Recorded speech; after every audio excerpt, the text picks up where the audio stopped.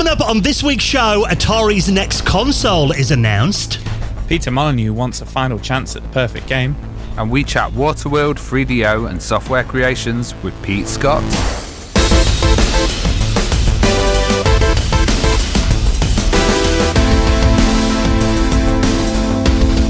And the Retro Hour podcast is brought to you each and every Friday with our incredible friends at Bitmap Books. Now, have you seen their latest volume, Run and Gun, A History of On-Foot Shooters? Spanning across 496 gorgeous pages. All the classics are in here. Contra, Gunstar Heroes, Metal Slug, Mega Man, Sunset Riders, and lots more as well. Packed with trivia, incredible screenshots, game artwork as well, and lots more. So if you love that genre, we'll tell you more about that soon, but you can check it out in the meantime on their website at bitmapbooks.com. And with our friends at PCB Way. Now, if you're working on anything over the summer holiday, you know that PCB Way offer a fully featured custom PCB prototyping service, low cost, fast turnaround quality boards, and if you're looking for services like 3D printing and injection molding, they've got you covered. And you know they're big supporters of the retro community. Have a little browse through their Retro Shared Projects page, and you can get an instant quote for yours right now at PCBWay.com. Hello and welcome to the Retro Hour podcast, episode number 443, your weekly dose of retro gaming and technology news with me, Dan Wood. Me, Ravi Abbott. And me, Joe Fox. And great to have you joining us for our weekly geek out about all things retro gaming related, bringing it up to speed on what's been happening in the world of retro gaming and tech from over the last 7 days. And of course, bringing you more veterans of the industry onto the show for an interview every week. And we've got another incredible guest for you in the second half of this week's podcast. And is it possible to be jet lagged from a 1 hour time difference? No, I think that's probably a hangover, Dan. Well, it's Wednesday now. We got back from Norway on a Sunday night. I got back. It was a pretty wild weekend as always. But I've got to say, an incredible weekend. Now, if you didn't hear the show last week, Ravi and I went to Retro Messe in Norway, which is, we're saying out there actually, weren't we? We've done a lot of gaming shows all over Europe, but this is one that we always try and get to every single year because it is by far one of our favourite events, isn't it? And I've got to say, hats off to Jan and all the team there. I think this is actually their 10th anniversary. I think this was the best one they've done yet. Yeah, it was amazing. And it was amazing to see all the listeners as well. Like, we had quite a lot of people come out, and that was absolutely fantastic. I'm still actually out in the Scandinavian region at the moment, so my mic might sound a bit different. I've hijacked our patron Tommy's house. And I'm in Linköping, that's how I say it, in Sweden, and I've just been to Gothenburg as well. Yeah, and Tommy's babysitting you for a few days. Yeah, and looking after me with pizza and beer. But when we're out in Norway over the weekend, I mean, yeah, like you said, it always blows my mind how many listeners we meet in Norway. Yeah. You know, in some ways, I think, we get more people coming over and saying hi than we do at the British shows, which is kind of nuts. And a lot of people are bringing over copies of our book to sign, which was amazing to see. And of course, we were on stage for a lot of the weekend hosting the panels. And we're going to be starting to play a few of those out over the next few weeks because we went, straight into the deep end, really, wasn't it, on Saturday morning with one of the biggest panels of the weekend, talking about the music of legendary games like Kingdom Hearts and Street Fighter 2. Yeah, this was a great interview with Yoko Shiramamura, and being able to talk to these Japanese devs is amazing. And we'd never done this before, and it worked quite well because there was a great translator there. And you know what? She was so open. It was great to have her on. And we asked a lot of questions that people usually wouldn't ask about, her attitudes towards European gaming. We got a bit technical as well. It was awesome. But then also we had another one of our heroes on, Metal Jesus Rocks as well. And it was so nice to meet Jason and also chat with him. I know he's a patron and a big supporter of the podcast as well. So actually seeing him in person was really funny because he was going, I hear your voices, but seeing you in real life is really weird. Joe actually messaged me, didn't you, when I was away? Said, is he as tall as you think he is? And I said, he's even taller. He's a tall dude. Yeah, it was great to meet him. And, we did a panel with him, didn't we, actually? And cause obviously we've had Jason on the podcast before. I think it's about 5 years ago we last had him on. And this was quite well timed because he's just done a big Sierra reunion, because as well as being a great YouTuber, also used to work for Sierra back in the day. So we did a great panel. Probably half of that was all about Sierra memories as well, and I sort of catch up with him. So we're going to bring you that one in coming weeks on the podcast as well. Yeah, and we also had Ross Trezenga out there as well. We had the Rare Crew also with Heather Stevens. So there was just so many good talks out there, and Chris Holzbeck as well. Just a mad event and a mad weekend, really. I bet Joe's mega jealous. Yeah, man. Thanks for pointing that out. Yeah. Of course you're not, Joe. You were sat there in the office at 10 p.m. on Saturday night, and I'm sending you pictures of us lot in the bar. That kind of made you feel jealous in the slightest. Yeah, I unfortunately couldn't get it off work. Unfortunately, there was a couple of other people already off, so I couldn't book it off. So I'm going to get in there next year, make sure. Yes. If you guys are invited back, you might have brought too much ruckus. Make sure that I'm there with you. Banned from Sandyfield. Yeah. So, another incredible Joe, weekend. You're the only person going next year. It's just going to be what? We'll stay at home. But yeah, another incredible weekend in Sandyfield. So again, top marks to all the team out there. Thanks for having us back, and hopefully we'll see you next year. And let's get into this week's show then, because we have got a really interesting guest this week. This is one that you recorded actually before we headed out to Norway last week. This is with Pete Scott. Yes, and Pete is absolutely awesome. I did this episode solo, and me and Pete, we went through quite a history with his games. It's really interesting actually, because he moved from many different systems. So originally he was with Micro Deal, and then did Airball. Have you ever played Airball? No. Oh, it's a pretty tough, interesting, unique game that came out on the Amiga and the ST. And then he went on to TierTex as well, and Software Creations, where he was developing for the 3DO, which is a really weird system to develop for as well. Right. It's quite tough. The documentation wasn't all there, but whilst that was going on, other people were developing for the PlayStation, and Pete had quite a few titles cancelled on him, and some really big ones. So initially he did Flashback for the 3DO, and then Waterworld with his friend Doug Anderson as well. And Waterworld, as you know, was an absolutely huge title. So you can imagine the effort that they put into a dual 3DO and PlayStation release game. Lots of pre-rendered footage in there. Lots of assets that were built up, but they had to make a lot of compromises with the 3DO as well. And then later on, he went to Psygnosis and worked on a game called The Contract, which famously had Andy McNabb. Do you remember the SAS guy from back in the days? Yeah. Yeah, he used to appear like as a silhouette on TV shows, and it would be like SAS expert Andy McNabb. And there's some interesting tales about that. But sadly, that got cancelled as well. So, he's been going around some really interesting, great companies at big times of changes, and just not had the luck with a few of the titles. But we get some really interesting information about some of these titles, and a Spiral Saga as well, which was another absolutely huge one. I'm interested here about Waterworld as well, because obviously I remember that movie coming out, that Kevin Costner film back in the mid-90s. And I remember, what a big deal it was. Was it summer 95? I think that was a big blockbuster that year. So it's interesting to hear that, that they were working on this kind of epic title, not only for the 3DO, but also the PlayStation, that didn't make it onto market. Because, like a dual release, and they did it, a year before the film came out. They had to get all the assets in there. The ideas of what the game actually was changed a lot over the time, and then it's just, could the 3DO handle some of this stuff? Yeah, I can understand the 3DO version getting cancelled, because the 3DO probably didn't live up to expectations. By the time the PlayStation came along, it was clear that there wasn't really much future for the 3DO, but the fact that it didn't even make it out on the PS1 is interesting. So I'm looking forward to hearing a bit more about that, and I've got a feeling the game was probably better than the movie, if I'm honest, because it wouldn't have taken much. A bit too controversial there. Pete Scott, though, our special guest, chats to Ravi. Some interesting stories about working on the 3DO. Like you said, lots of cancelled games as well that should have really made it to market. So he's going to be coming up on the podcast in around half an hour from now. But of course, first half of the show, that is when us nerds geek out about what's been happening in the world of retro from over the last 7 days. And it's interesting because when Ravi and I were doing the panel with Metal Jesus in Norway on Saturday, one of the questions we asked him was about the mini console trend.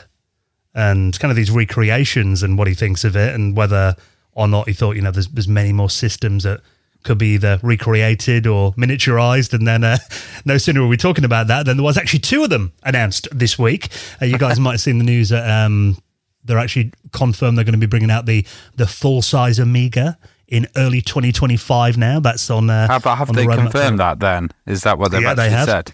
Yeah, Retro Games Limited put out an updated roadmap on Monday this week, saying that is there's going to be another mini console apparently early next year, unannounced what it is, but also the full-size Amiga in Q1 of 2025. And then also, this one I've been seeing everywhere as well, Atari and PlayOn have actually announced they're going to be following up the Atari 2600 Plus with the Atari 7800 Plus that is going to be coming out a bit later on this year.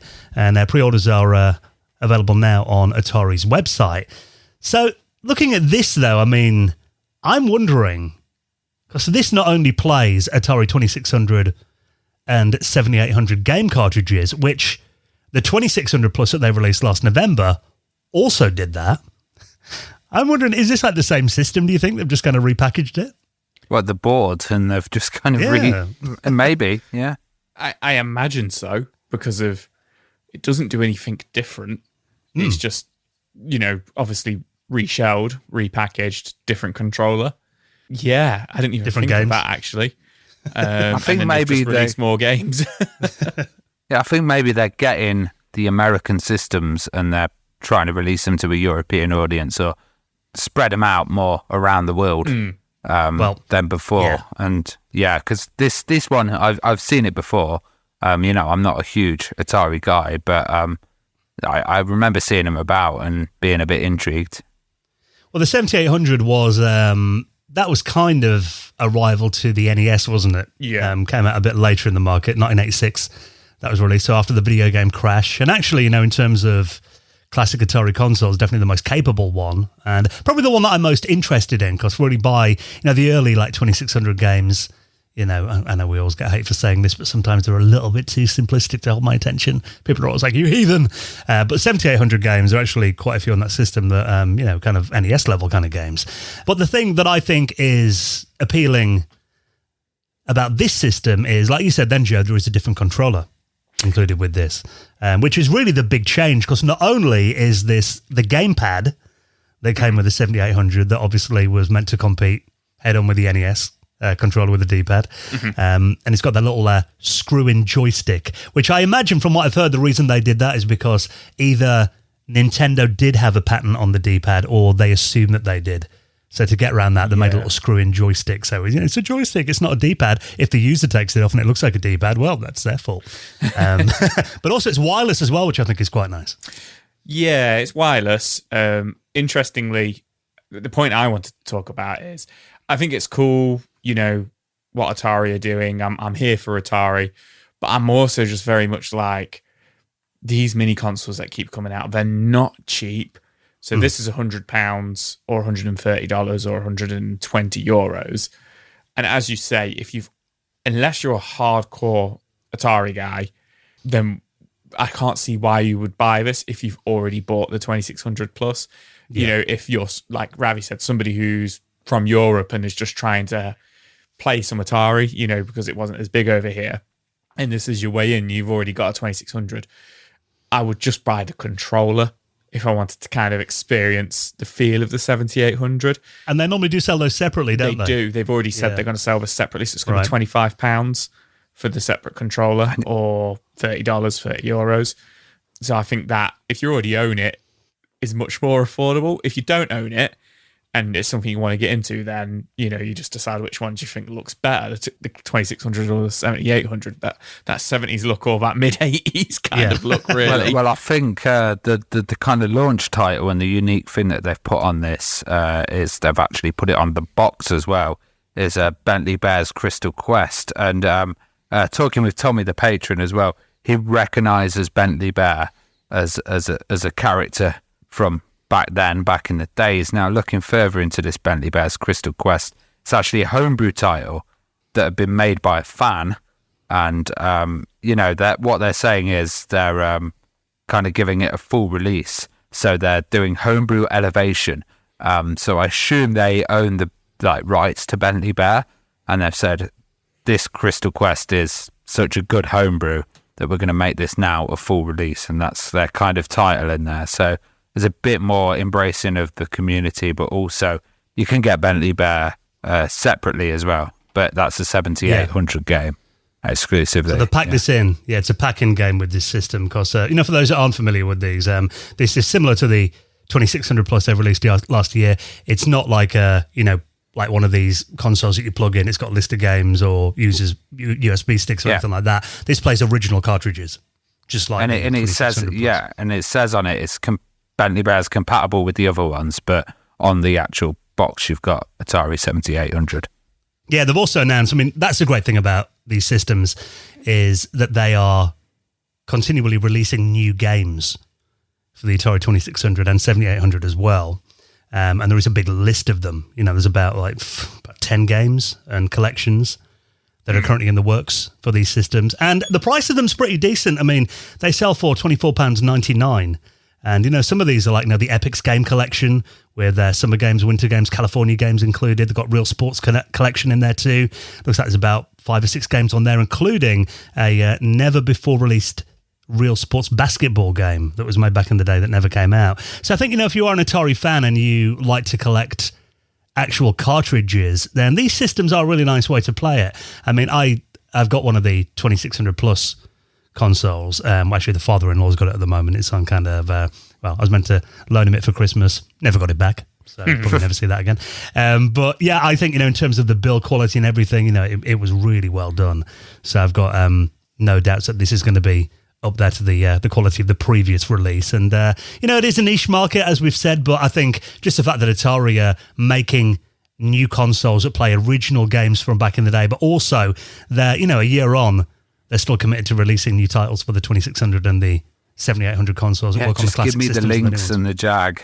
That's what I want to see. It could happen. Yeah, I mean, the way that things are going. I mean, like we said, this doesn't seem like it's much different to the 2600 Plus that they released last year. I've got a feeling that maybe, apart from some new software and a new menu and that new wireless controller and shell, probably the motherboard and everything inside is the same because, I would definitely get the Lynx if they did that and, had a bit more decent battery power and a better screen. Well, Joe's been after a Jaguar for how many years? 10 plus years for an Since actual Jaguar. Yeah. And they just keep getting more and more expensive. So I would probably get a Jag Mini just because of it's cool and you could have the CD expansion and use it as a toilet if you wanted. Yeah, I could do. Yeah. I'm going to get killed for that comment. I'm keeping mine away from Revy. Great work from Atari. Pre-orders are available now. It is £99.99, which I think, is all right for what it is, especially with the packing game as well. Available for a pre-order right now from Atari's website. So if you're interested in that, I'll put that in this week's show notes.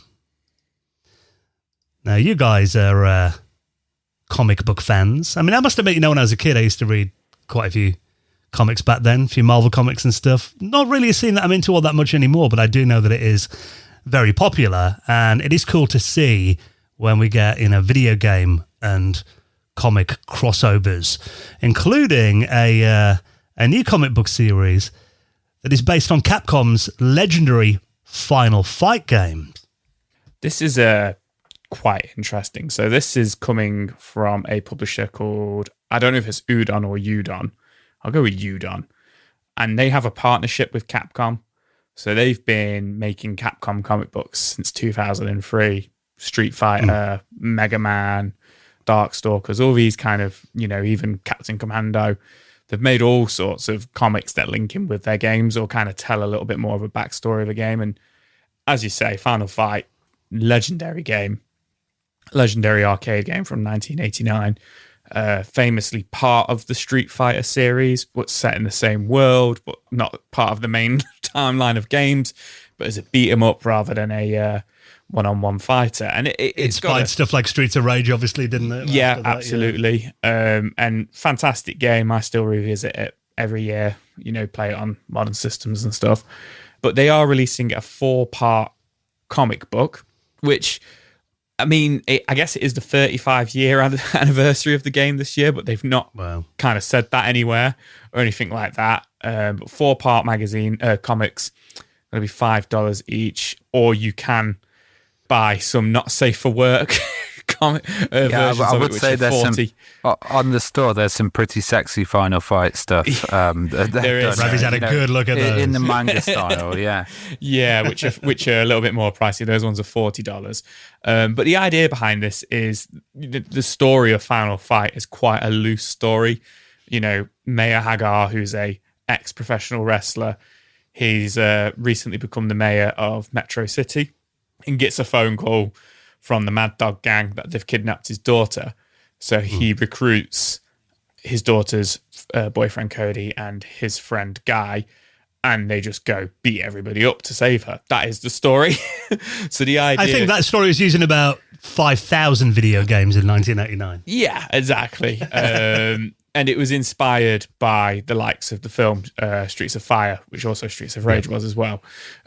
So the idea of the comic book is it's actually going to kind of delve deeper, a little bit deeper into the story, and kind of like give you a little bit more of a look and kind of, what's the word?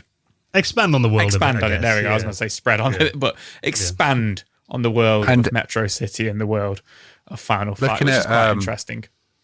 Look at some of the drawings as well. They're taken actually off the screenshots of some of the cutscenes. So that's pretty cool, and it's like relating to that. So, you know, it should be pretty accurate.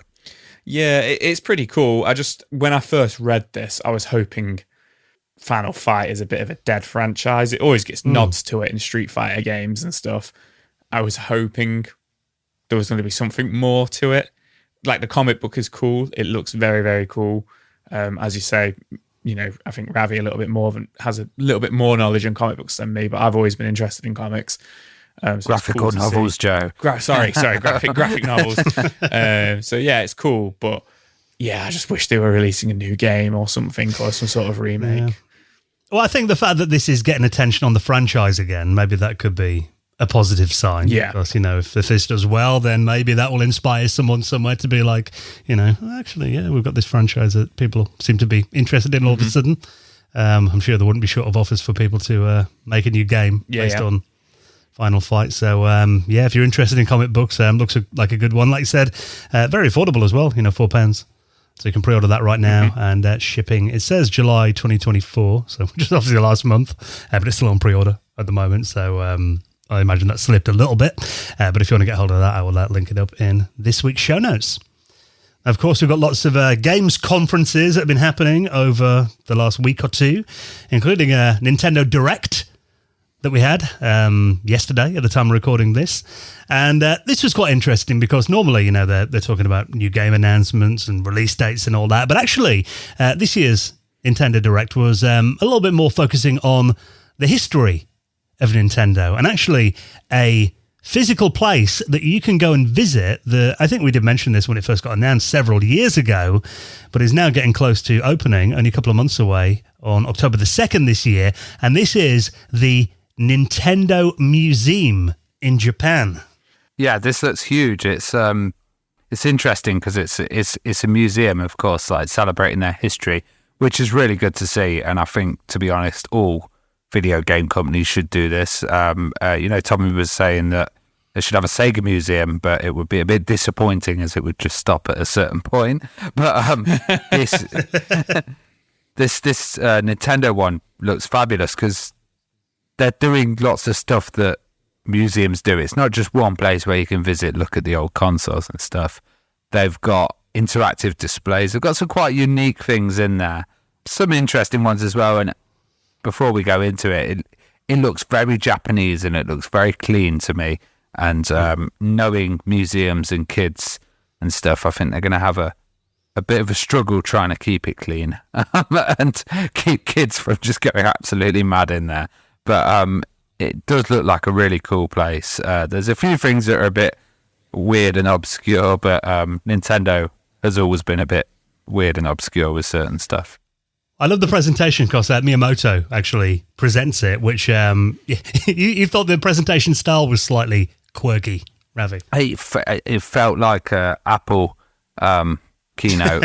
There was lots of pauses in there. It was a bit weird. It's interesting. Some of the exhibitions, so they've got one room in there where they've got, a pitching ball system that Nintendo used to have, and then you can smack the balls into different places. They've also got like their products that they did before, they're a games company, so they've got prams and stuff like that. They've got this pretty cool looking shooting area where you can use all their different instruments for shooting. So, you can use a bazooka and the zappers and stuff. And then they've got this one with giant controllers. And the one with giant controllers confused me because they've got these huge Wii controllers and they've got two adult women trying to lift it and control it. And I was just It's thinking, about the size of them, isn't it, the controller? Yeah, it's probably going to be the size of some of the kids going there. Yeah. It looks absolutely gigantic. But there's other big controllers that I'm sure kids would enjoy. 4 kids on one slapping the buttons around and stuff. I think it looks really cool. They've not just got the Wii remote in the giant controller section. It's the NES, the SNES, and the N64. Yeah. But they show off the Wii remotes. And like you say, Ravi, it'll be kids jumping all over them, one jumping on the D-pad, one jumping on the A and B buttons and stuff. I think it looks cool. There's 10 exhibits in there. Ravi's just named a few. I'm not going to go through all of them. The Love Tester's a good one. Yeah, as well. the Love Tester room as well. Because obviously, like you say, as Ravi says, they're based on the first kind of 6 or 7 are based on their products before Nintendo, as we know them now, before they were a video game company. And it's kind of like it kind of takes you through the history of them, the last, whatever it is, 130 years. And then the last kind of 3 or 4 are more video game orientated, leading up to the big controllers. There's a Game & Watch room as well where you play classic Game & Watch games, but they're like life size and you use your shadows. Your shadow is the Game & Watch character. Yeah. Which sounds really interesting. The sports thing looked good as well. If you saw that, it was just a history of like interactive sports devices that they did. Yeah. And then the second floor is just thousands of Nintendo products on display. And I think products wise, it's hardware and software. So it looked like there was a lot of the games that they'd also released. But not the whole catalogue of every NES game, or it's just the Nintendo products. Yeah, but then what's kind of strange is you can't do all the exhibits in one visit. So this is kind of strange. So a ticket is going to cost $23 or 3,300 yen, and it opens on October 2nd. And I have a hinkling to why they've done this, and I assume they will eventually scrap it. But as it stands, when you enter, you are given a visitor's ticket, which will have, it'll be like a card, like a bank card, like a credit card, and it'll have 10 coins, Mario coins loaded onto it. And then you spend those 10 coins doing the different, exhibits within the museum. Now, I can't see anywhere how much they will cost, but they're not 1 coin per exhibit. So I 2 or 3 to play on the giant controllers. I reckon it's because they're going to get absolutely hammered with people. This is my thought. And basically, they don't want queues like, queuing up for Nemesis or whatever. Exactly. A massissive line, yeah. Yeah, that's so with an old school reference. With it only being $23, it's pretty affordable. But you bang on there. My hinkling is they only want you to come in, do 4 or 5 exhibits, and only stay for 2 hours and then go. Because you can't buy more when you're there, can you? That's what I was about to say. You can't buy more. So I'm assuming you have to leave and come back in if you want to do it. Come back with a disguise, like a fake nose and a mustache. Yeah. So when I was reading the article, I just assumed, you get 10 coins, it's $23, and then it's an extra $5 a coin or something. That's what I thought it was going to be. Yeah. But no, it's you get your 10 coins and then sling your hook. I guess they're going to have like some kind of time limit. Like museums are very different environments to theme parks as well. Yes. So interactive exhibitions, can't be like, right, you've had 10 minutes, get out. You've got to have a bit of kind of leeway and a bit of a welcoming environment. I don't know what it's like in Japanese culture, but when you're in a museum in other spaces, I've been at a lot of art galleries and stuff in Sweden recently, and you can spend as long as you want in there. Let's see how that works with some of these interactive displays. But one thing I think is really cool is the history of the site as well. This museum's actually built on the site of the very first Nintendo playing card factory. Yes. Oh, nice. That's nice. Yeah. And also then later on, it was used in the Famicom NES era where they did quality checks as well. So the actual grounds themselves have got a load of history. So I think it's it's a nice little nod to build it in the same place where it all started. So if you got time to book your flights to Japan, ready for the opening of that on October the 2nd. Looks really good. If you do head out there, let us know what you thought of it. Now, something else, we talked about comic books that are obviously a massive part of geek culture, but also trainers, sneakers. They're a big part of it as well. Quite a lot of YouTubers I watch are quite into sneakers and collecting them as well. This one kind of makes both worlds collide because Adidas are reviving the console wars with Nintendo versus Sega trainers. Yeah, so Adidas have partnered up with a company called Nice Kicks. I'm definitely not a trainer guy, by the way. I just wear Vans all the time. So I'm very out of the loop with it. So I kept about whatever the missus buys me, to be honest. Yeah. So I was reading Nice Kicks, and I kept on reading it as Nike Kicks, and I was like, "Wait, is this Adidas versus Nike?" But no, it's not. It's Adidas, but it's Sega versus Nintendo. So they're releasing 2 pairs of trainers, which go on sale at the end of this month, and there is a Sega Genesis pair versus a Super Nintendo pair. So they are based on the NTSC versions. They're very cool. I would wear them. Got a snazzy black pair of Adidas trainers with, the kind of, interestingly, the Mega Drive 2 colorings on them. So like the red, the shoelace ends are red and stuff like that. So like the buttons of the Mega Drive / Genesis on the Genesis 2 were red. But then it makes sense with it being an American brand and these being sold in America. The Super Nintendo trainers are the grey and lilac style. Yeah. The ugly one. The ugly one. The square Super Nintendo that they got in America. They are quite nice, though. Yeah, the soles look like they've got some detail of kind of the console patterns on there and, probably controller patterns as well. I can't really tell with this picture. They do look all right, though. But I think, obviously, they're the cool ones. They're the ones that everybody's going to want. No one's going to want the CDI trainers, are they? Or I would. Yeah. Some Jaguar trainers. $130 a pair. Which, to be fair, I mean, for Adidas trainers, that doesn't seem outrageous. Yeah, I guess not. Yeah. $260 if you want both. They're going to sell out straight away. I used to work with a guy who was mad into Adidas trainers, and he would queue up and, go to these events where you could buy exclusive Adidas trainers, and he would always get he'd pay a friend to queue up with him as well and buy, a second pair because they're always limited to one person and stuff like that. But you could buy those Sonic grind soap shoes if you wanted. Those are pretty old school. Or you could have some CD32 ones that would yellow really well. Nice. Amiga ones that would yellow over time, yeah. Hopefully the Super Nintendo ones won't yellow too quickly. Yeah. But like you said, I mean, these are going to be collector's items as well, aren't they? I imagine a lot of people will buy these, keep them nice in a box, and then the value of them will skyrocket in coming years. I'm looking at the moment, they came out last week on August 16th. Oh, okay. So I was wondering, have they actually all sold out yet? But no, they're still available on really? The nicekicks.com website. Looks like they're only in America, though. Yeah. So if you want to get them, you have to import them. I can imagine videos of people retro-writing these in the future. Yeah. So if you're a sneakers/trainers collector and you're into video games, nice little crossover. Now, one more story to talk about before we hop into Pete Scott, this week's special guest. Now, this one has been everywhere. Not really retro, but it's definitely a return of sorts because people have...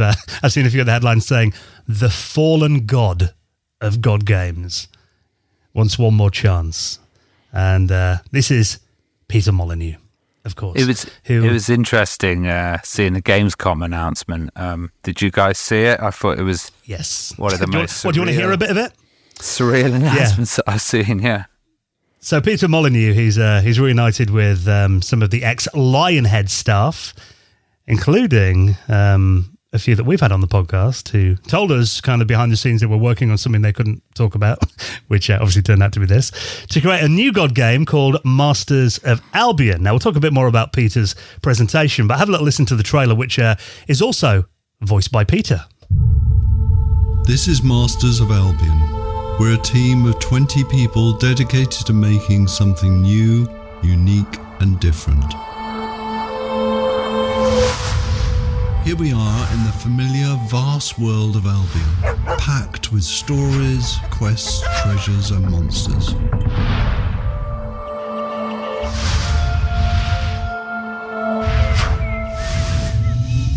This is Oak Ridge. By day, you're tasked with building the town up, gaining resources, and earning money. By night, your town will be attacked by many of Albion's creatures. You can design anything: the food that people eat, the clothes they wear, the weapons they use, the armor they fight with. There is a strategy behind every creation. I can even feed them rats. I imagine there's going to be some strong opinions on this. Yeah, I think if people don't know Peter Molyneux's background, then I think they should check it out on YouTube and stuff, because there's plenty of videos on it. You know, he's produced some absolutely amazing games back in the time, groundbreaking stuff for Bulldog and Populous, and he's also produced some stuff that's been real flops. So it's going to be interesting to see if this is his kind of redemption. I loved personally the God Game series, and it has a lot of elements of previous ones in, like the hand that would, you know, pop in, that was really big in a Dungeon Keeper, if you remember that, and Black and White, the whole chucking of people in there, of course. It's got elements where you're in God mode, but then you can also go into, one of the characters, which is mixing two kind of gameplay styles, which is a really tough thing to do. It's got a lot of building and a lot of kind of crafting in there as well, a lot of customization. But then also he's previously hyped a lot of products and promised a lot of stuff. And a big point at this presentation was where he talks about how it's self-funded, which I think is him. Obviously, I think this is probably his last chance in this kind of thing, and having some previous developers on, you know. Well, that was a weird quote from Peter, because that made me wonder, because he actually did say that due to his lifestyle, this is an exact quote, he said, "My life expectancy is measured in days rather than years because of my lifestyle. I smoke, I drink, I don't sleep enough. So if this is going to be my last ever game, what should it be?" And he said he's never had that quote anyway. Well, he said he's never made a great game before. He's never got a 10 out of 10 in Edge magazine. So that is basically his aim with this. Okay. It still felt slightly mobile-y to me, the stacking element. And he also says he made a big mistake working on mobile games. He said, "What the hell was I thinking working on mobile games? This is what I should be doing." So it looks like there's a bit of regret there as well. It was just a weird presentation to me. It was kind of like, I don't want to sound horrible, but it's kind of like Voldemort getting added into the Ministry of Magic or something. It was like just the weirdest kind of thing, like just the music and stuff. Like, I'm sorry if I sound horrible saying that. What do you think, Joe? Because we were talking before about.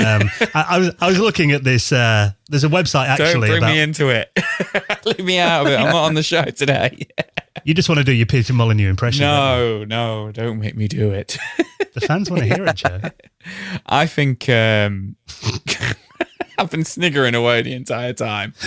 I think there's interesting elements to the game. I like you cut the trailer off before we got to it, but when you engage in battle, you know, because it does have elements of real-time strategy here, but when you send your troops out, your little warriors out to go fight, you can... That feels very Fable, doesn't it? Yeah, you change into a third person. You can change it to a third person view, and it becomes, you know, a hack and slash game essentially. Which, you know, correct me if I'm wrong. This may have been done many, many times in games before. I'm not massively into like PC games and real time strategies. Well, at least the ones I've played, you can't do that in. So I think that's quite interesting. But I think the guy, he definitely has a thing for like control. Like, I just found the whole trailer very bizarre, as Ravi says. And, you know, I don't want to be horrible or anything, but it's just like, you know, you can have complete control of everybody, blah, blah, blah.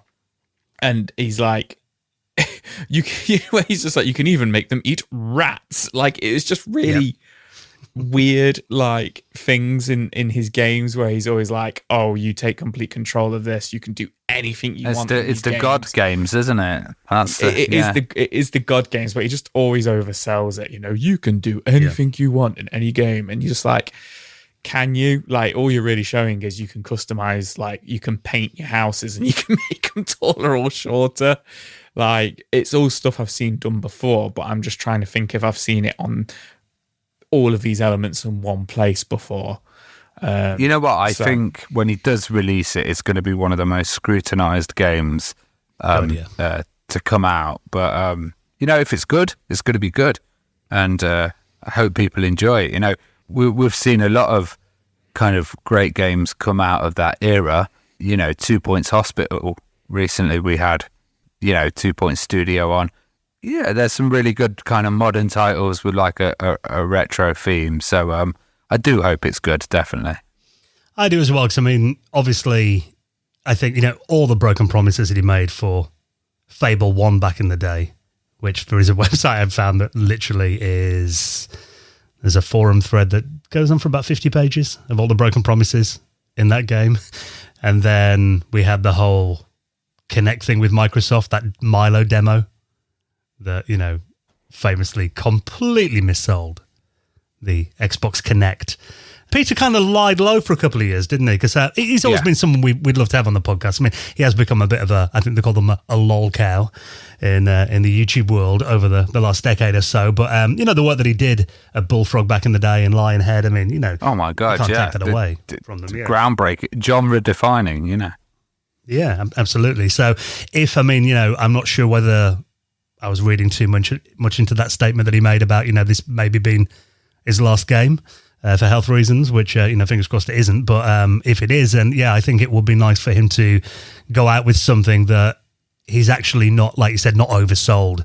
And, the technology's moved on a long way since, God, when did Fable 1 come out? It must have been like knocking on 15, 16 years ago now. Fable 1 is an Xbox original. 20 years ago. 20 years. Jokes aside as well, like that must have taken some balls to do that. Yes. That publicly. Yeah, because like you said, everyone is going to be looking at the game and looking at the announcements and the trailers, and like I said, it's going to be heavily scrutinised. So, I do hope this lives up to the hype. I've got a feeling that Peter might have better advisors these days because he doesn't tend to do many interviews anymore. So I'm hoping he's going to come on anything in this game. Keep coming to the podcast. We got the impression. Joe won't do an impression of you. Yeah. I just could just get Joe to voice it, couldn't we? He could be the impression. So, all jokes aside, and I know that there have been a lot of varying opinions on this all over the internet this week, but it is nice to see, and I do hope that, it is something that kind of restores his legacy, as it were. So if you want to check out that trailer, I will link that in this week's show notes. Right, for our patrons, we've got some more news stories on the way for you in just a minute, because we do that every week on the podcast. Give the patrons a bit of extra news to thank you for your support. We've got Patrons Hangout coming up as well on Sunday evening. So if you haven't joined us for one of those before, it would be incredible to see you on there. Basically a massive Zoom call where we all get together and geek out for a couple of hours. So lots of perks by joining us on Patreon. All the details are on our website at theretrohour.com. Now, before we hop into our interview with Pete Scott, let's give a bit of love to our longest-running sponsor, and we love working with Sam and the crew at Bitmap Books, who produce just the most incredible gaming books. And as soon as I saw their latest title announced, I instantly thought of you, Joe, because this is Run and Gun, A History of On-Foot Shooters. Now, this is, you love this genre anyway, don't you? I absolutely love this genre, and I love Bitmap Books as well, because they're such easy reads as well. They're so huge, almost 500 pages this book is going to be. But that baffling. I wonder how they make profit on them, because it must cost so much to put them together. It must cost so much to put them together, and they're only £35 as well. And they're these big, huge coffee table books, but they're so easy just to pick up, read a couple of pages of them, nice bite-sized bits about the games, all the beautiful pixel artwork in there. But obviously, this is Run and Gun, such a huge genre. It covers from 1975 to 2015, so 40 years this covers. I'm on an Alien hype at the moment from Alien Romulus, which I watched at the weekend, but it covers a load of the Alien games, Aliens, Alien 3, you name it. You think, I tell you what, you think of a run and gun game right now, Dan, and I'll tell you if it's in this book, and I can pretty much guarantee it's going to be in this book because it covers so many games. Go on. Yeah, Turrican's got to be in there. Yeah? Turrican, it is in there. Yeah. Contra series, it's in there. The Metal Slug Mega series, Man. Mega Man is in there. Midnight Resistance. Oh, now you've got me. Is that going to be in there? Let's have a quick look. Midnight Resistance. I think it is. It is. It is. I've spotted it. Yeah, there it is. There There's so many games in there. Narc, Pocky and Rocky, the Rambo games, RoboCop games, RoboCop versus Terminator, another classic. There are so many games covered in this. It looks absolutely fantastic. I can't wait to get my hands on this. Yeah, this covers more than 300 games, and you've got all the incredible behind-the-scenes stories of them, great quotes, you've got trivia you've never heard of before, even expert gameplay tips, which I think is really cool. Some beautiful, high-quality screenshots and the box art as well, and it's a massive book as well, like you said, it has to be to cover more than 40 years of this history, spanning 496 gorgeous pages. So if you're a fan of that genre at all, this is a real love letter to the on-foot shooter genre. Run and Gun, a history of on-foot shooters, available right now. You can check out their website, order that, and of course check out the rest of their retro gaming books as well. Like we said, the big supporters of our podcast, so please show them a bit of love. Head to bitmapbooks.com. All right then, well, thank you for checking out the news on this week's podcast. Of course, you don't have to Google around for the stories. I do save you the job every week. I just put them in the notes section of your podcast app. If you check out that, you can click through to them, or you can head to our website, theretrohour.com. A little reminder, we have still got a few books available on our website, but they are selling quickly. They are selling quickly, and as soon as I return back from Sweden, I'm going to post out the second batch of orders, but the first batch have been arriving with people. I've been getting some really nice messages about them, so it's fantastic. And we also had some people come up in Norway with them and ask for them to be signed and stuff, and that was really nice, which we're always happy to do if you see us at events. Absolutely. So if you'd like to get hold of a copy of our book, like we said, this is kind of the remaining stock, so we've got those on our website right now. You can buy hardback copies and digital as well. Head to theretrohour.com. All right, the next, exploring the world of 3DO, software creation, Psygnosis, and the unreleased Waterworld game with this week's special guest, Pete Scott, is next on the Retro Hour podcast.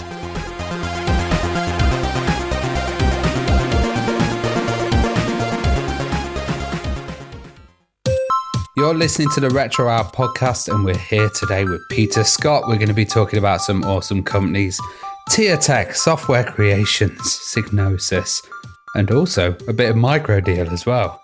How are you doing, Peter? Yeah, I'm all right. Yeah, I'm doing well. How are you?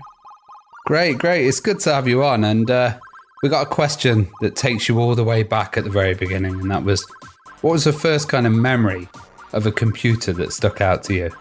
The ZX81, really. And not that I owned one, but just seeing it on TV and seeing it on Tomorrow's World and advertisements in newspapers and things like that. It was just, it seemed magical that it was attainable by someone like me in a little northerner in the northeast of England. I remember showing my dad it in a paper while I was at my grandma's one day and saying that I wanted one. I would have been about 11 years old, I think. And him just not understanding what I was showing him, and I was desperate to get one, but I didn't have the financial means to get one at the time. Well, even the price point then must have made it a little bit more attractive as well. But it seemed like you could afford it. It was a budget that you thought you could afford, but I had a paper round and I used to get £4 a week. And I remember just calculating how many weeks I would have to work so I could afford such a thing. I eventually did get a VIC-20 and I paid for half of it from the pay round. It was £200. And I used to give my dad every week £2 to go towards it. And he said if I combined my birthday and Christmas present together, I could get it. And then it probably cost more in the end because I had to get the tape deck and a few games with it. But I love that computer. It's the first time I ever programmed Little Basic on it. You programming from magazines then? It's by the Computing Weekly and PCW magazine and things like that. I used to spend way too much money on magazines just so I could get the listings to learn, you know. I remember typing out lines and lines of machine code in data statements and then getting the line wrong and having to go back and find it and correct it. And then you would run it and some crappy thing had happened, but you were so pleased that you'd achieved it. What were the difficulties developing on that system as well? It was just learning, really, because there was no information that you could get. You know, there wasn't the internet. You couldn't just go and find something. So you would just do stuff and see what happened. You would peek and poke, and you would just keep poking all different memory addresses and then see what would happen. And then a friend would get something and another friend would get the same computer.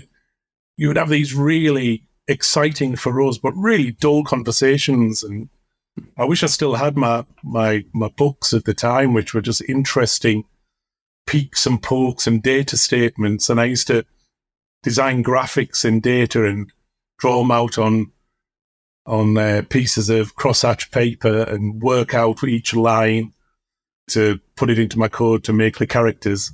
And there was nothing that you could really see or read that would actually teach you other than magazines and typing stuff out and trying to work out how we did it.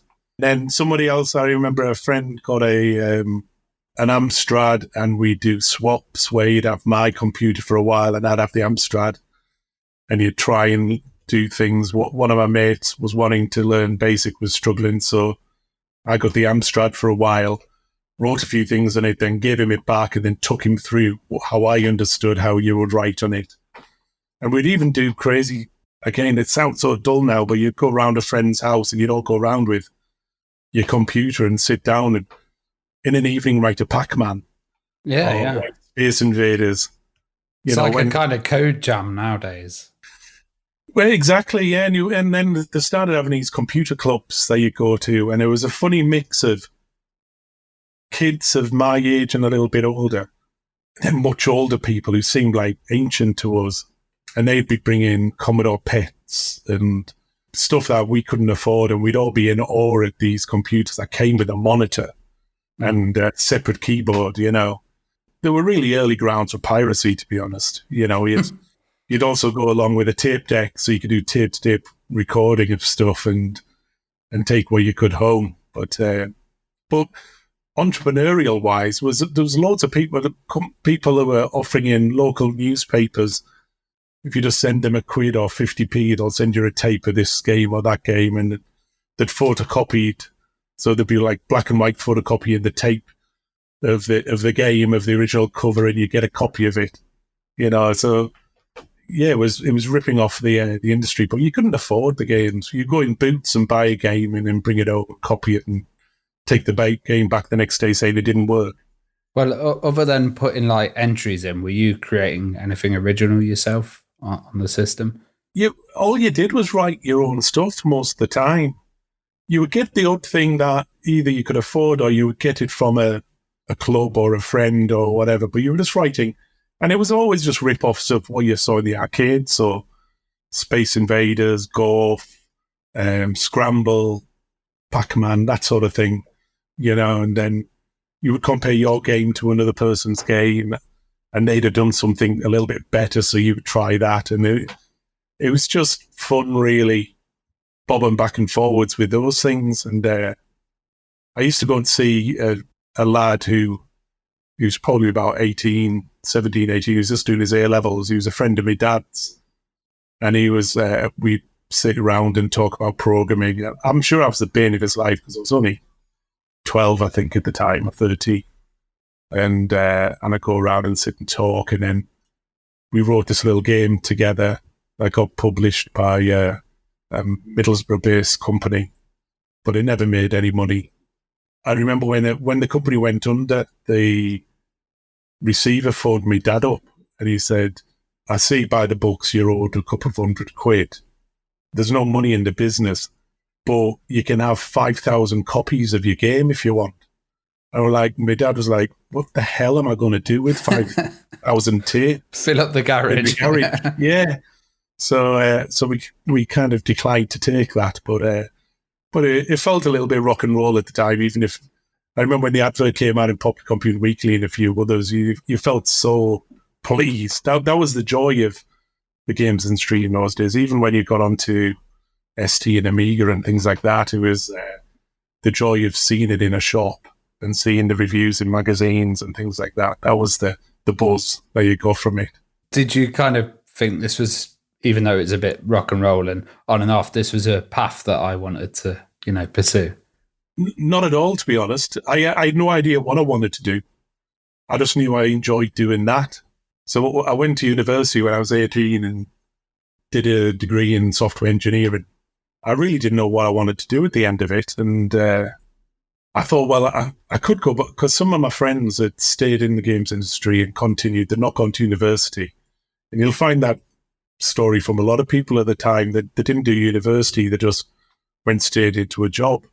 But the wages were terrible and the companies at the time were just ripping people off. My experience up until 18 was lots and lots of promise and never getting paid. So I thought, well, I've got to find a proper job. So when I left university, I went off writing accountancy software and did that for about a year and a half. And it was great fun. I even wrote a few games in the breakout game in it and things like that. That you could use a secret key to make it pop up in the accountancy software. And I guess the accountancy guys are going to pay you, aren't they? Well, exactly. But eventually I decided, so this, I've got to do something else. And I went back to university and did another degree because I didn't know what I wanted to do. And it's when I came out of that I thought, I don't want to go and do accountancy again. So what shall I do? And I think my CV, because it mentioned that I've been interested in games before, the guy just said there's a company hiring in Manchester called TierTex. And I went along to them and got a job with them because I'd done some Amiga and ST stuff and they had an Amiga project that they needed somebody on. So I joined TierTex for a couple of years. And which project was that? Was that Airball? That was World Cup USA 94. Okay, nice. Yeah. And that was a bit of people like, I met Carlton Hanley there. Mm. He wasn't working on World Cup USA, he was working on some of the Olympics games. But there was a bunch of other guys, Steve Pickford and John Pickford, and I don't know if you spoke to Paul Gill in the past. And there's a bunch of really great guys who've been around the games industry ever since. TierTex, it was an interesting place because it was... Well, before that, you did, was it Airball for the Amiga and the ST? You did some level design on that and stuff. Yeah, I did some level design and stuff. Yeah, with Ed Skio. Yeah. I was just wondering about that because that's a notoriously tough game. And it's a pretty obscure concept as well. What was it like working on that project? It was really exciting for me because I was getting to work with my mates on something. So Paul Shields, who was one of my mates from home, was a good friend of Ed Skio's. And so I got to know Ed through him. And Paul was really good at music, so Paul did the music for Airball, and he did the music for a couple of games for Microdeal. It was actually a cracking coder, but just never really at that time got into it. Me and him tried to do a couple of things on the Dragon together, but they never really came to anything. But it was still exciting. Met Pete Lyon, who's an incredible artist and still around now. Don't think I've met Pete Lyon in probably 35 years, but I know he was at Psygnosis for a while, but not in a studio I was in.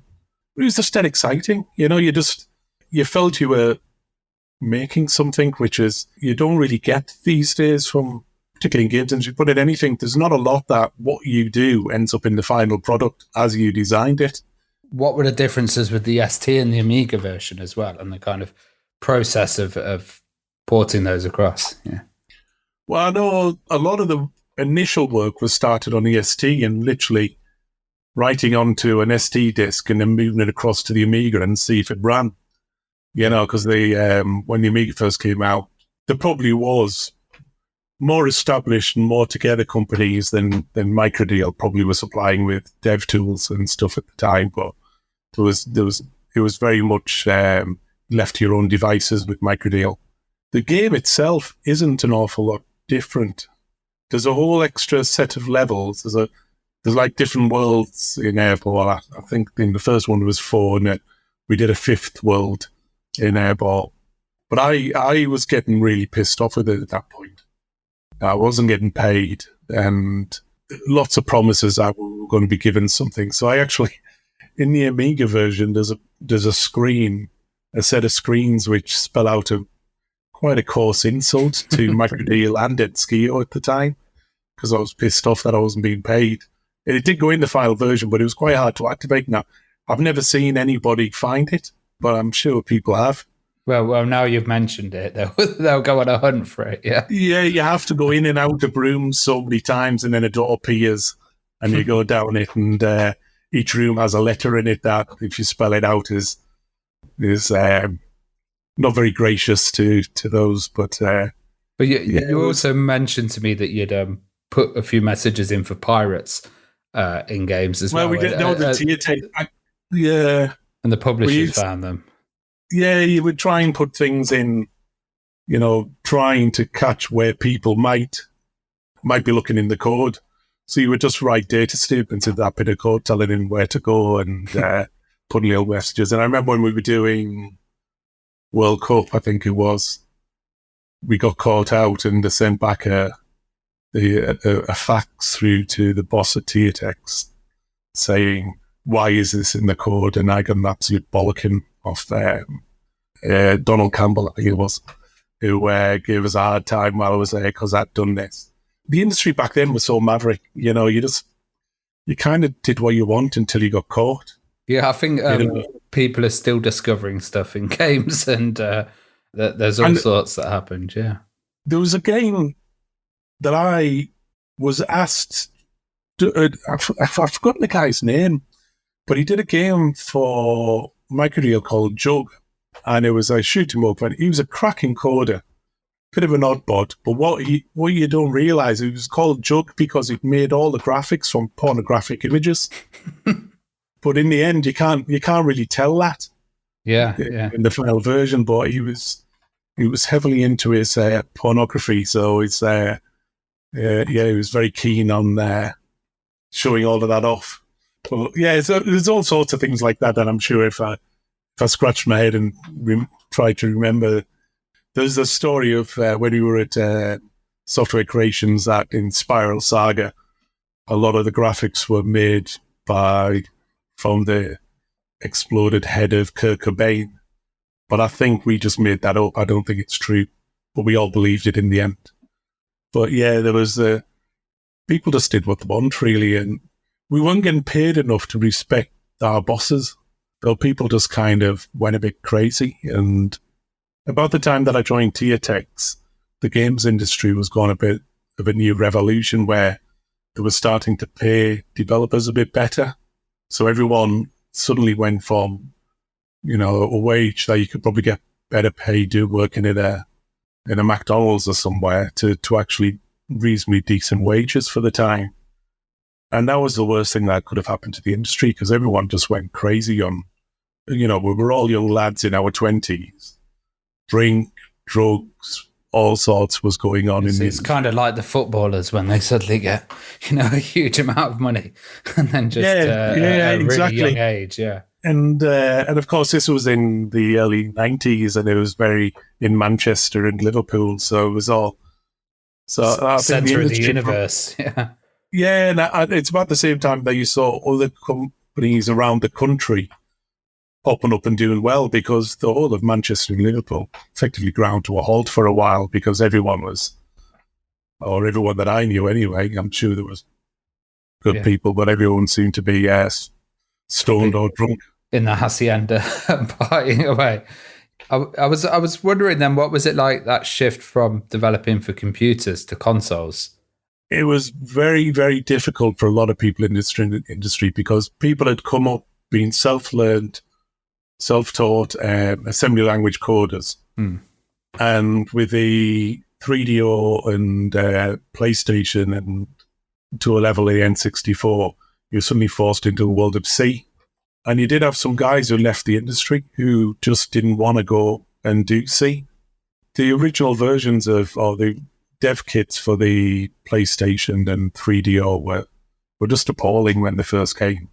You know, the documentation was bad, the APIs didn't work, and it was just really, what you saw what Sony could produce and what 3DO's own developers could produce against what you were capable of doing yourself.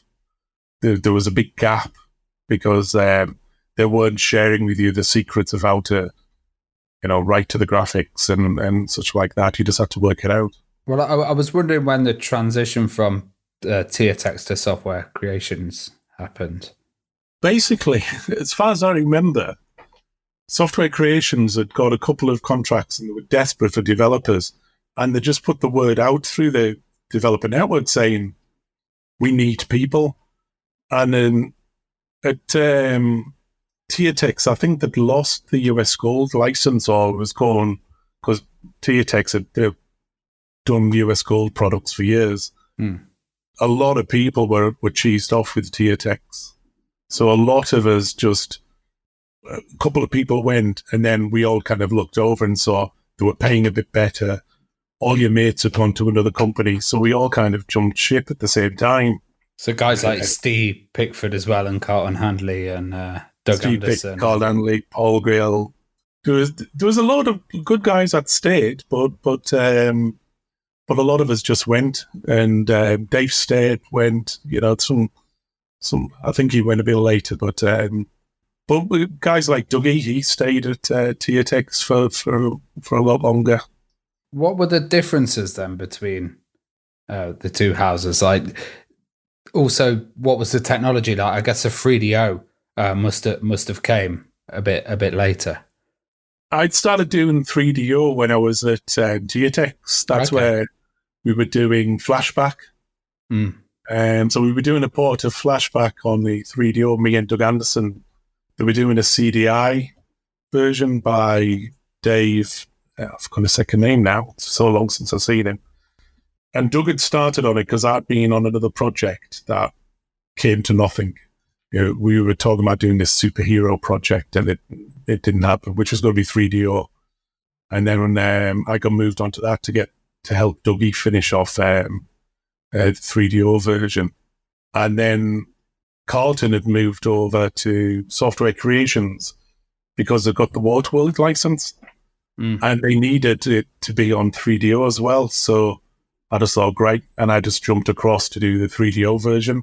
So I think Flashback's a really interesting title because it had like the rotoscope introduction and stuff, and then the title that came out for the 3DO, it was rendered animation, it is 3D stuff. So when was that decision made, and what did you think of the 3DO version as well? It played really well. It played really well. It didn't do an awful lot of special things outside of the console version, other than the video really, and the sound was a bit nicer. We were doing like panning stereo sounds and things like that on it. The video was supplied to us by Delphine. We didn't do it in-house. I spent a really, really dull, probably fortnight with a pile of data tapes on an SGI, pulling these in. First had to work out how to convert them to a format that we could play them on the 3DO, and then just pulling every one of these videos off. And the video and the soundtrack was separate, so then I'd have to sit and sync. And I'd never been trained at any of this, so I was just trying to, there's an SGI, there's a pile of DAT tapes, go and work it out. And that's what we did. And some of the videos never made it to the 3DO version just because the quality of the soundtrack could not sync. And we didn't have audio editing to clip it up to make it sync again. All the clipping was just by slowing it down at a point and then speeding it up during the space and just really doing it manually rather than chopping the sound up in any way. Do you think some of the problems was like the documentation on the 3DO and also what you got on the dev kits at the beginning, and did that slow the whole process down at development for it? The biggest barrier to entry to begin with was there was a Mac that you had to develop on. So it was a dev card that you had to put inside a Mac, which in an industry that is up to that point being all PC, be the only guy in the office working on a Mac or the only people on the office. Just silly things like even just when I was at Creations, my Mac was the first computer in the whole company to get a modem. So the first computer ever to go on the internet in that company was my Mac, because we had to send builds to, I've forgotten the name of the publisher now. It'll come to me. But so at lunchtime, we'd often have groups of people hanging around my Mac so we could have a look at this thing called the internet. But the 3DO, it was awful. The documentation was awful. The implementation of the compilers was awful. We were forever begging, can we write assembly language on it? Because MIPS is very similar to 68000. It felt very comfortable to write in assembly language. And we were told we couldn't do it. And you could see the libraries that you would get, the sound libraries for the 3DO were brilliant. Absolutely brilliant. You could do stuff on the 3DO that we'd not seen before to do with channel mixing and up to 32 channels of sound, I seem to remember, and all that. The graphics libraries were appalling. One of the first things I wrote in it was a Bob demo, like you do on the Amiga, where you have lots of dots flying around the screens. And I couldn't get it using the graphics libraries that it was applied to me to do anything like an old Amiga 500 could do.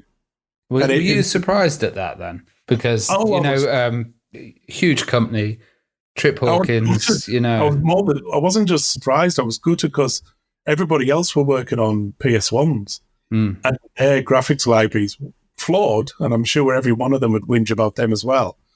But at least when you send something to be blittered to the screen or rendered to the screen, it was fast and it could do it quickly. And you're suddenly finding yourself on what's meant to be a next generation machine trying to do the stuff you were doing on a Commodore 64, doing barrel rolls for scrolls and all this sort of thing. And the problem with the Waterworld game was initially we were trying to render the jet skis and things as very low poly models, and it just couldn't do it. There was no way that we could get it to run in anywhere close to a frame, so we had to do it in sprites. And even then, we're having to work out tricks on how you build up the sprite beforehand, so you can do it in a single blit rather than do it in multiple blits and all this. It was just awful. So absolutely awful. Talking of that Waterworld game, really, really interesting. It was unreleased for the listeners. And Yes. Was it a couple of years before the actual movie came out? So you knew about the concept and then... The movie was getting filmed while we were making it, because we would get drops of the script as it would get edited. So we get sent the script. Not that it meant an awful lot. You just had to see that it had Kevin Costner in it, and you were like, oh, this is going to be huge. Well, there were certain big action scenes which we'd had planned for in the beginning, which got cut. Some bits which, like there's a scene at the end of the film with the balloon, and that was never in the original script, so we suddenly started thinking about what we could do with the balloon and things like that. But the project was a bit of a car crash, really, because was it dual development though as well? So you were doing PlayStation version and we were doing PlayStation and video. Yeah, and the only thing we could share was the video. Was what we were doing was streaming the backgrounds from CD and displaying, then overlaying sprites on top of that for the majority of the levels. But the whole project really was a learning curve for everybody. The 3D guys, the artists had never done 3D modeling up until that point, so they were suddenly given SGIs and said, make something. I loved that moment because I remember I'd already played around with the SGI and Alias, the 3D software. So I knew it from a technical point of view. I knew how to make an object, how to manipulate it in a very limited programmer way. And I remember sitting down with some of the artists and showing them how to do it and getting a lesson in artistic skills straight away, because once they learned the mechanic of doing it, they started creating things that I could never create. Their artistic skill just blossomed after that, which is all. It's been a lesson for me all my life, really. It's all well and good knowing how to use Photoshop and these sort of things. But if you've got no artistic skill behind that, you can only go so far.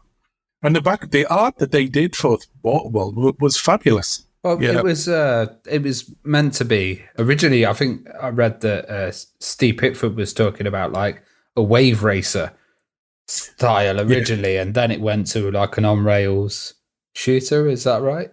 Yeah, those decisions were out of our hands and out of Steve's hands. I think because the CDI was around and reasonably successful, and they were doing a lot of streaming from CD games. Steve would have a better memory than me of this, but I believe we were just told that they wanted to go down this route because the graphics could be a lot better. Because you always get that when a new piece of hardware came out in those days, there was no kind of previews in the press and stuff. You got it when you got it, and then you'd find out what it was capable of doing. So the hope of where you could render in a frame in 3D against the reality of what it was going to look like soon hits home, and then we realised we had to do spot graphics knitted in with the video background streaming. I think a nice mix on the 3DO was Road Rash. I thought that was quite a good title for it, and just the way that played was really nice. When that came out, I remember being so frustrated by it because I thought, how are they getting this to render so quickly? And I've never really, I don't know the developers originally did it, but they obviously had access to different libraries or were allowed to break some of the rules that we were told not to break on how we wrote it. Because they were really policing the 3DO, and we had to use certain libraries. When a new library came in, we'd have to incorporate it. We couldn't stay with the old. We'd always have to take the latest one, which invariably often came with problems because the notion of QA of these things was not there. So you'd instantly get code that was previously working would stop working and things like that. And virtually every developer who was working in those days, we would have all loved to have gone back to our assembly language roots to write on it, but we just weren't allowed.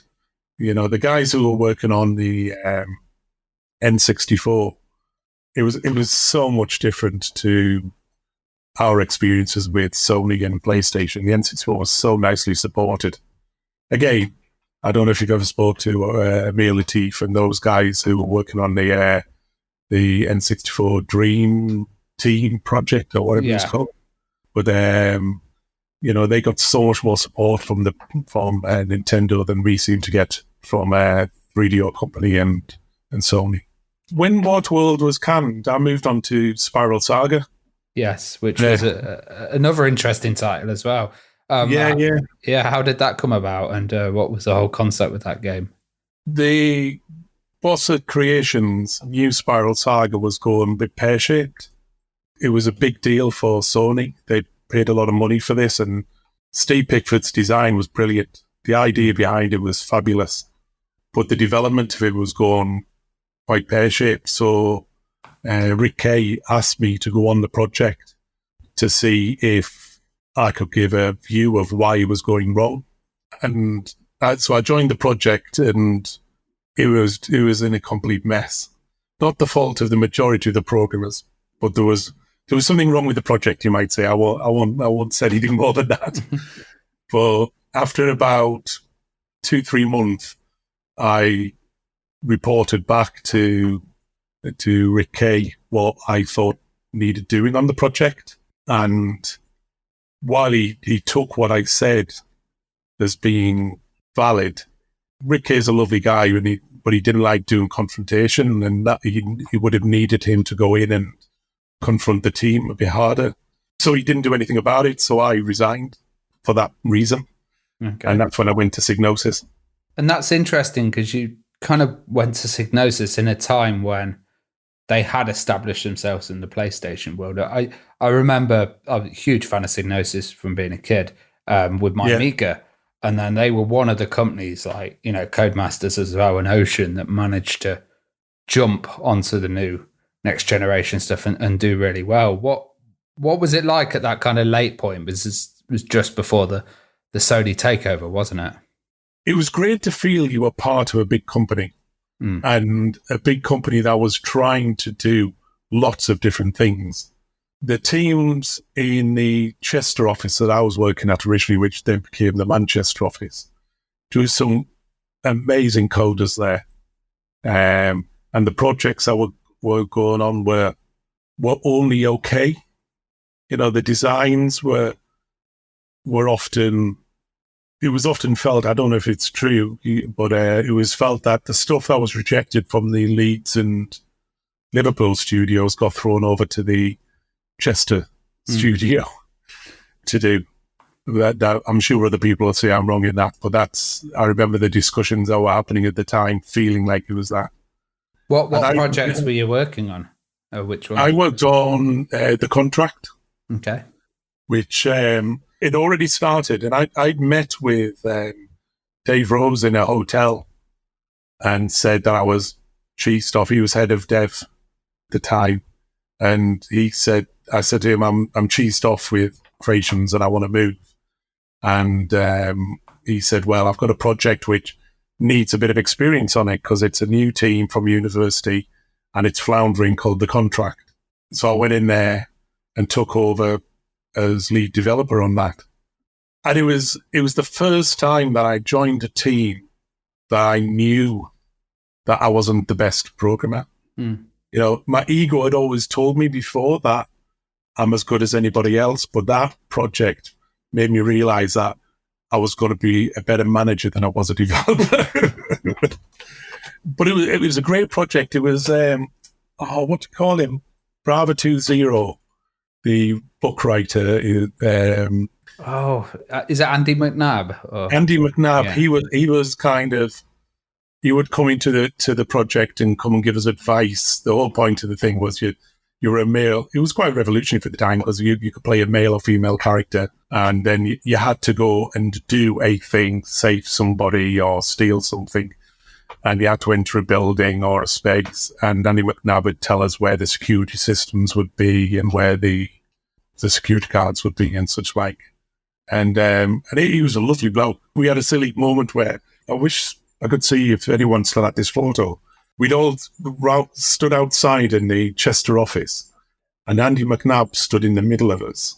And we all had to put our hands across his eyes because his thing at the time was he never showed his face. Yeah, I remember, yeah. So it was like a shadow on the TV, wasn't he? They always have like his silhouette, yeah. And I put my hand over his face and we took the photos.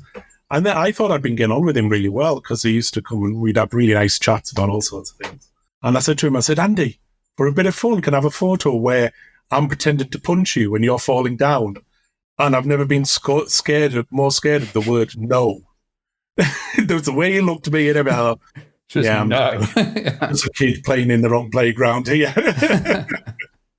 But it was a good project, and it did get a lot better. It was quite painful, and when he moved to the Manchester studio, a lot of Psygnosis wasn't going great at the time because it was a point where Sony had pulled out. We knew there was things on the horizon were going to happen, and we were getting an awful lot of pressure to get Gold Masters through, to get it finished and to get it out in time. The team were just run ragged. They were ill with the work that we were doing. We pulled a couple of 24-hour sessions, and I don't think we didn't work a weekend for months. And unfortunately, when they decided to do the canning of the studios, they canned all the projects bar one, which was Lander from the Manchester studio, but they canned all the other games. So all games in Manchester, majority in Leeds, and all the ones that were down in the London office. Just all got canned as part of that. Shut down. And the morning that we found out that we were going to lose our jobs, before we knew anything was happening, somebody came to the office and that saw on the fax machine a message, but it basically said, "Sorry to hear that the studio's been closed." And that was the first time we'd heard that the studio's going to be closed. So we all kind of just stood there looking at this fax going, well, when are they going to tell us? And eventually somebody came over from Liverpool and said that everything was getting shut down. And the team were just gutted because it worked so hard on the project. Yeah, you put your all in and then kind of get that at the end. It's, Yeah, and it was just really hard. It was really hard on everyone, really. it was a shame because it was such good guys and they're scattered across the industry. Some went to America, some stayed in the UK. And we just kind of all went our own merry way, really. What did you end up doing after that as well, then? So I decided that the problem in the games industry is to move from senior coder to, say, head of studio or something like that. One, it's dead man's boots. Those jobs don't come up often enough. So I decided I'd find a job where I wasn't telling anyone I was a programmer. I thought I'd say I don't even know if it was a real term, but I called myself a technical projects manager. And I went to a company called Pangolin in Manchester, managing all of their websites and web games, because I wanted, we take it obvious now, but I wanted to get, the dot-com bubble hadn't happened yet, and I wanted to get in and do something within web. So I went and was running there. So we were doing websites for Paris Saint-Germain, and we were doing these little football games and things like that. And it was good fun. And then I managed to have picked up enough experience of managing teams and project management to lag it, to get that job. And it was funny because often the teams, we'd be talking to the programmers, and I remember one lad one day looked at me and said, "Can you program?" Because I was saying slightly more technical than a project manager could. And I said, "Yes, I can, but don't tell anyone." Yeah, I'm one of you. Yeah, I'm one of you. But it was the best, for me, it was the best move because at that point, I'd been really disgruntled. The last project that I'd actually got out was Flashback. And then since then, each project that I worked on was canned. And yeah, that must have been hard, because that's a long period of working on projects and putting your effort in and them all getting canned, yeah.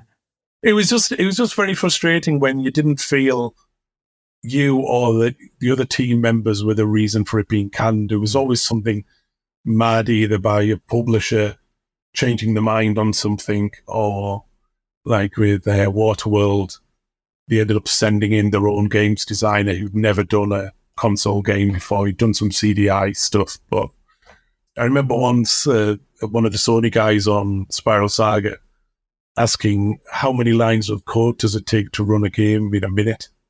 And it's just like, you don't understand what your question is. It doesn't make any sense. And we had game designers come across for Spiral Saga, and they were suggesting crap, So it was, I know Steve got very disgruntled with it all and upset with it. What should have been, I think Spiral Saga should have been one of Soft Creation's best games. And it just came to nothing because mismanagement internally as well as externally by the publishers.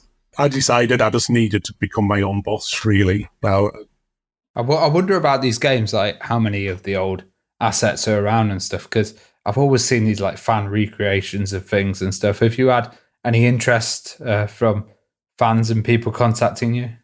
I had a guy who spoke to me about Waterworld, and I know he spoke to Carlton as well. And somebody had found some screenshots. I still have the Apple Mac sitting in my garage that I developed on. It's still got the 3DO board in it and everything. Oh, wow. Yeah. Well, I've not fired it up in 25 years. But I bet there's graphics assets for all sorts of things on there. In those days, the idea of the company owning your source code didn't exist. You just took everything from company to company. So there's probably backups of everything of mine and probably a few things of other people's as well, but I tend, this is rare, me talking to you. You've moved on from that area. Yeah, this is a nostalgic trip, yeah. And after Sportal, they were called Pangolin, then they changed the name to Sportal. After Sportal, I started my first business, and I've just been running. I've been very focused on the today of my own businesses rather than speaking an awful lot about what I've done in the past. What is your business, and how can people find out about it? So my business is called Bluebeck Limited. If you have a look at the website, I'm sorry, it's awful. We're currently redoing it. It's a bit of I'll try and shorten the story. It's a bit of a long story, but we started Bluebeck in 2002. Before that, I had another company called Friendly Giants, and then started Bluebeck And then we sold Bluebeck to an American company who rebranded to Hands On Mobile. And then I was head of all of their development studios for 3 years. So we had studios in the UK, in San Diego, San Francisco.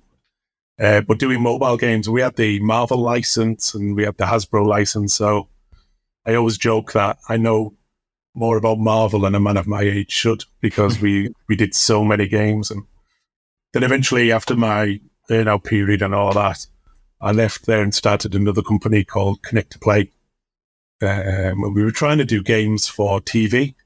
Kind of smart TVs and stuff.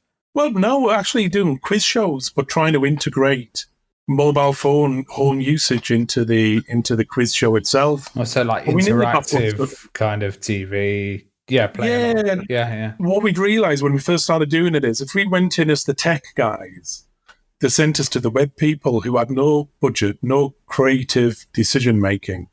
So me and my business partner at the time, Eric, who's still a fabulous mate, we got help from a Manchester, they were called Manchester Vision, and it was one of these groups that they get funding for games and for TV at local TV and things like that.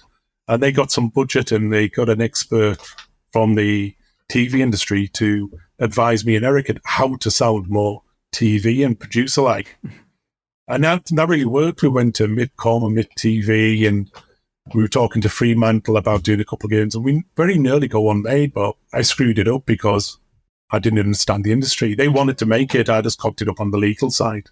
But also we were getting Hands On Mobile, didn't realise that when me and Eric left, they didn't know how to run the business outside of North America.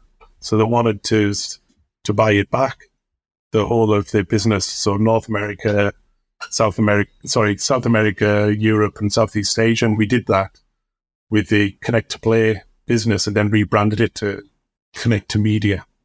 But I had a fallout with the investors within a couple of months of, which we don't need to go into here, but I left and my current business partner left, a guy called Volker Hirsch. But Eric, who stayed in the business, said, do you know that Bluebeck's, the shell still exists? So I bought back Bluebeck for £1 and started it again. And that was 14 years ago. And Bluebeck, originally we were doing games. So for the first probably 6 years, we were doing lots of different mobile games, done all sorts of things, either original games or porting. So we did ports for Cut the Rope and all of these sort of games and a lot of original stuff as well. But people kept asking us, can you do apps? And we started doing more and more apps. And these days now, we do apps, really. We do apps, web, cloud. We do a lot of machine learning and AI. It's rather frustrating how everybody's gone into the ML and AI bandwagon in the last 18 months. Yeah, they've been doing it for about 5-6 years, but it's fine. At least suddenly a lot of competition. I was wondering if you ever play on the old systems, or if you've like got a 3DO in your house that you dust down occasionally. I still play emulator games.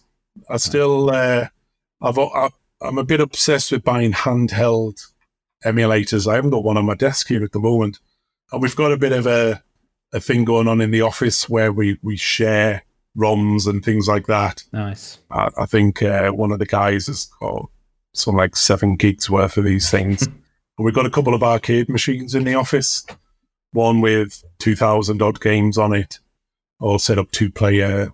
Then we've got a much more powerful arcade machine which can play more modern 3D games on it.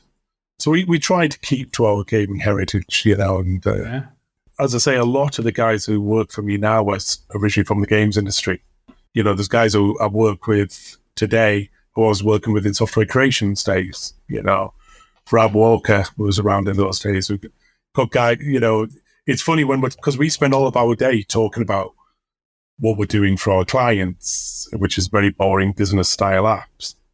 And they get quite shocked sometimes when they find out that one of the guys worked on FIFA or one of the guys worked on Need for Speed or something like that, and get you some extra kudos. Yeah. Well, it does, yeah, but it's the way of the world. You kind of, you go where the work is and you move on. And I still say to this day that I think games devs are the best devs in the world. And I say that for main reason is, one, they have to retool regular. You'll never see a games dev call himself a C# programmer or a Java programmer or whatever. They just say, I'm a developer. They'll work with whatever language, whatever SDK, tool chain, whatever comes. They're really flexible, and we've done stuff in Unity and things like that. And it doesn't matter which platform or language we use in Unity, whether it be C# or C or Java or whatever, that all the guys can do it. We're doing .NET stuff at the moment, and it's just like, fine, we'll do some .NET now. Well, Pete, it's been an awesome chat with you. I've really enjoyed this, and going back to those days as well. Yeah, it's been fun.